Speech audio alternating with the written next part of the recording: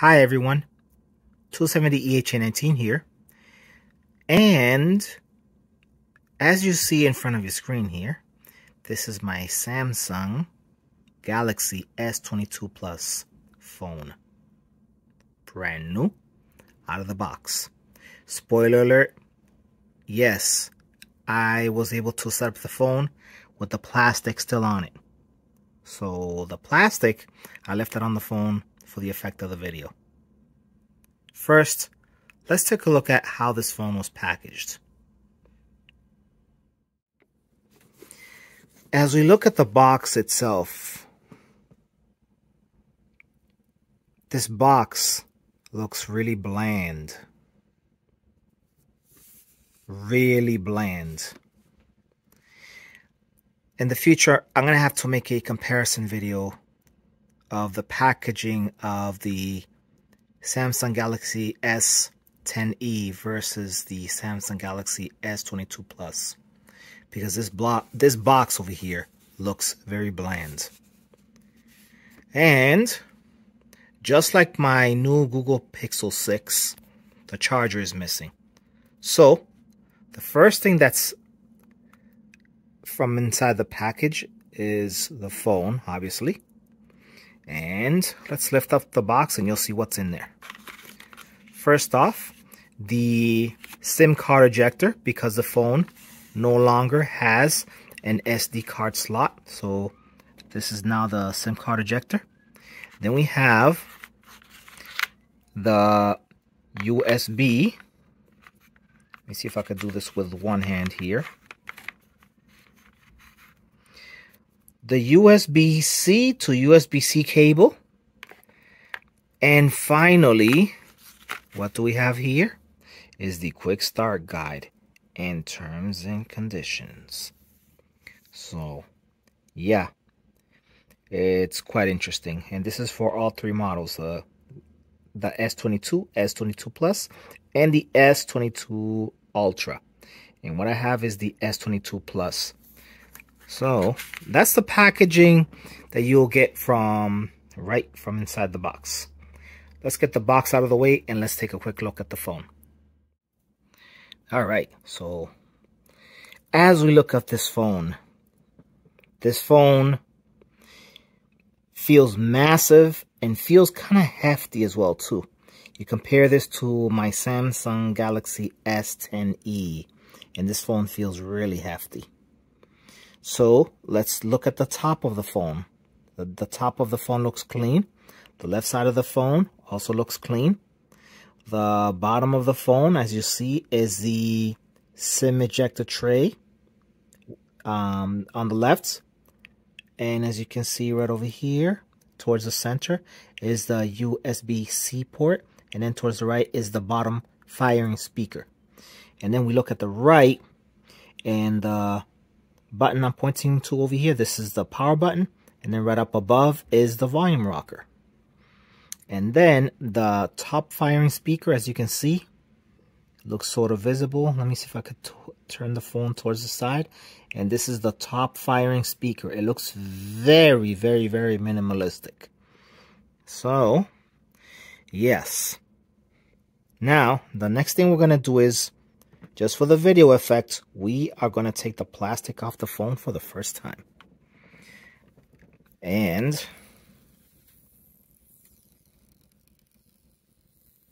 yes, this is quite an experience for this phone.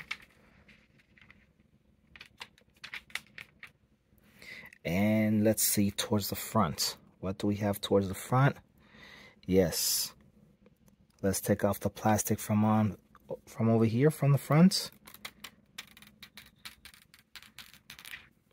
Great. Get this out of the way.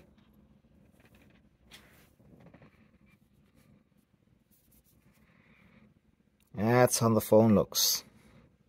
As you can see, the front display right over here, it looks like, because of how glossy it is, it can catch a lot of fingerprints. The sides, like I showed you before, even though it's metal, it can get a lot of fingerprints. Now, one difference from my Samsung Galaxy S10e phone is that I love the back of this phone. It looks like it doesn't get much fingerprints versus my Samsung Galaxy S10e phone. And one difference of my Samsung Galaxy S10e phone versus this phone, well, that phone had 2 cameras. This one has 3. And of course, each camera has their own different properties. Probably one for regular, the other one for wide, and then the third one probably for like what's that word? For close-ups or something. And then of course outside the camera towards the right, you'll see the flash right there. So correct me on the cameras. I'm gonna be putting the specs in the bottom on the description. So anyone looking for specs, it will be in the description. This is more just to take a quick look at the phone and how things look. All right, now let's get in on this phone, shall we? And the screen looks beautiful. I love the screen, by the way. And as we get in, just by putting my finger there, one difference from my Google Pixel 6 versus this phone is that at least this phone has the under display fingerprint reader with the face unlock, or you can even do the traditional password as well too with the pin if you prefer. Now, here's one thing I love about this phone. I'm not sure how YouTubers would do this, but as you can see, this phone has very minimal bezels, which is very nice. And the best thing that I love about this phone, it has a flat display. It doesn't have the edge-to-edge display, just like the previous Samsung Galaxy phones would have it. My friend, Elaine Riverwalk, she has a Samsung Galaxy S10 Plus, and no, excuse me, she has the S10, excuse me, which is the step above the S10e, and her phone has the edge-to-edge display. This one, what I love about this phone is that the screen is flat as can be. That's really, really, really nice to see. Now, what is the view of the bezels right over here? Oh, because this phone is on dark mode, I need to find something white. Let me see what I can do here. Let me see what I can do here.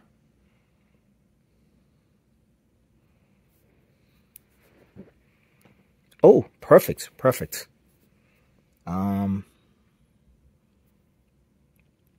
Very nice. As you can see, this is how the display looks. And for those of you who want the full view of the screen, you're going to have to be careful with your hands and how you place your hands on the phone, because the bezels are so small that sometimes when you hold it like this, let me see here. Sometimes when you hold it like this, the fingers can kind of get in the way, which really, really utterly sucks. But that's just the way of life with this phone. Anyway, we're going to close this up here. And next thing we're going to do, the last thing, is to put the phone inside the Spigen case that I got for it. Now, this Spigen case is the tough armor case that I've been using these cases since my Google Pixel 4. And these are very, very durable cases. I got this one on Amazon for $19, nearly $20. And these are very rugged cases, very, very rugged cases. I've had phones that I've dropped with these cases, and they've survived pretty good. So what we're gonna do is we're gonna take the phone and we're gonna put it in the case, like so, for the first time. Now, I had to save this for the effect of the video, and I know it fits very well, but it's hard to do it one-handed here. There. Now, let's see if we can get in. Okay. Now, with the help of the Spigen case, now it's better to hold the phone, because you can hold it and you don't even have to worry whether if your fingers are going to block the display, because the Spigen case will protect it and will give you more space towards the sides, which is really nice.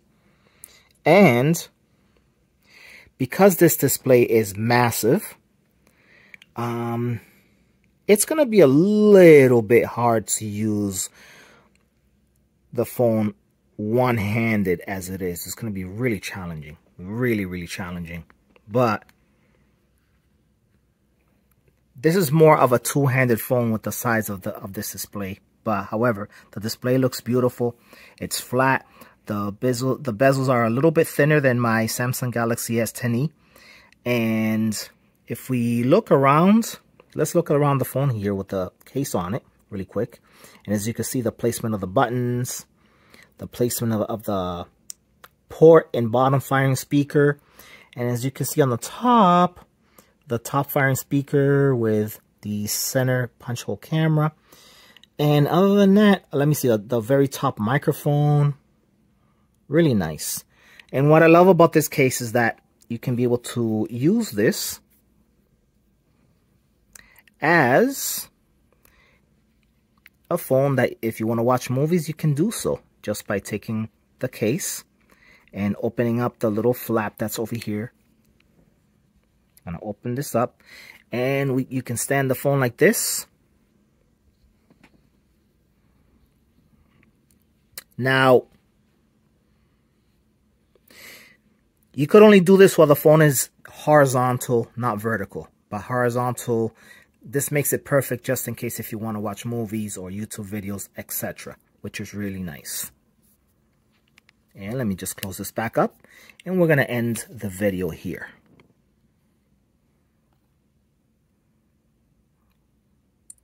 There you go. This is 270 EHA19. Simply saying, thank you for watching.